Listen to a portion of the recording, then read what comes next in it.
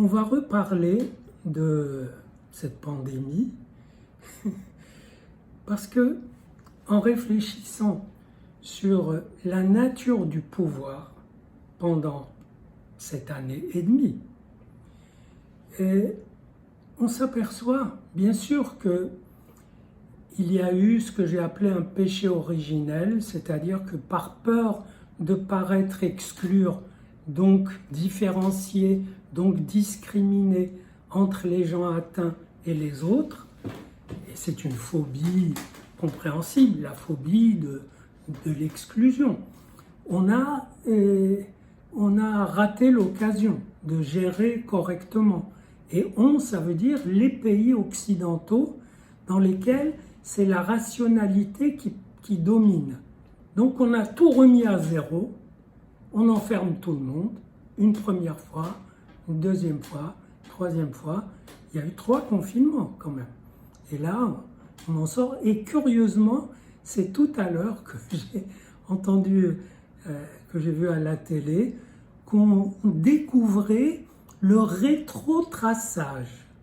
Ça veut dire on découvrait la possibilité technique, si quelqu'un est atteint, de remonter vers ceux qu'il a vus avant. Mais oui, par téléphone, c'est très facile.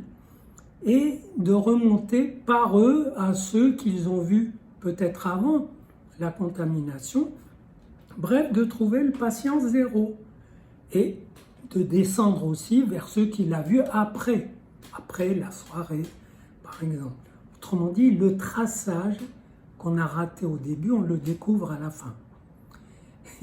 Or, c'est le traçage et l'isolement qui gouvernait le tout. Une fois qu'on rate ça, après, c'est comme si on cherchait une aiguille dans une grange. C'est-à-dire, il faut retrouver les gens. Alors, ils se présentent, et après, on les envoie à l'hôpital ou pas. Ça engorge les hôpitaux ou pas.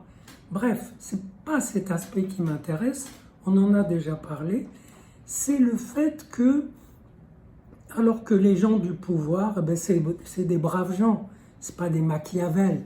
Donc, non seulement le complotisme est une erreur gravissime, mais l'idée que les gouvernants ont fait ça pour je ne sais quelle fin. Bien sûr, il y a des gens, des labos qui ont fait leur beurre, il y a eu des intérêts, etc.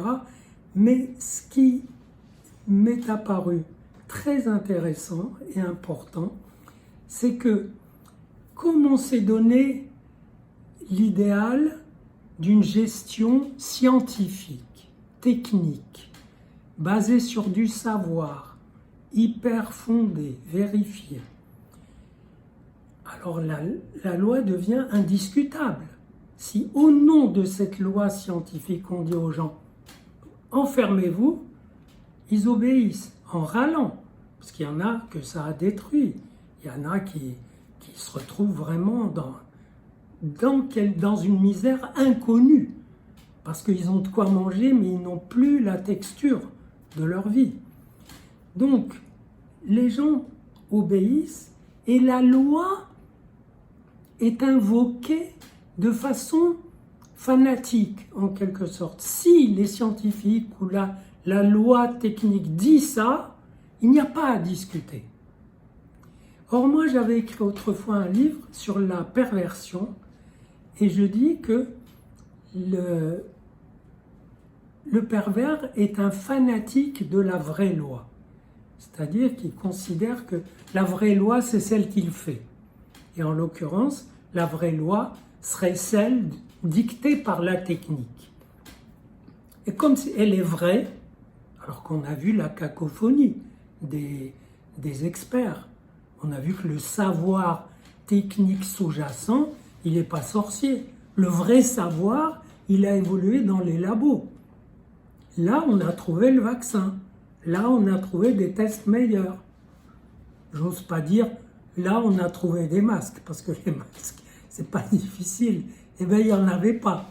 Donc, je veux dire que même le savoir des masques a été confisqué aux gens pour être confié aux usines qui fabriquent des masques. Ce qui veut dire le peuple est réduit à l'impuissance.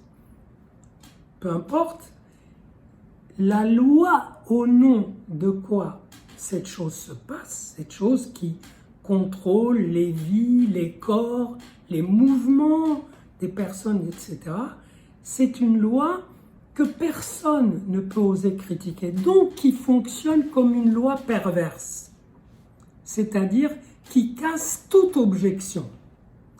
Et voilà dans quoi on est. On est dans des montages pervers qui ont d'ailleurs fonctionné de façon perverse. Par exemple, le mensonge. Les gens du pouvoir, pour la bonne cause, mentaient. Par exemple, on n'a pas besoin de masque, ou bien c'est pas un virus très grave, ou bien ça va arriver dans la semaine, etc. Donc après, on peut mentir, on peut manquer d'éthique, mais parce que le pouvoir total, il est déjà assumé par la référence à la technique. Et ça, c'est... Après, on a menti, on a trafiqué les arguments pour, par exemple, quand même interdire de faire une ordonnance avec ce pauvre Plaquenil. C'est quand même assez étonnant.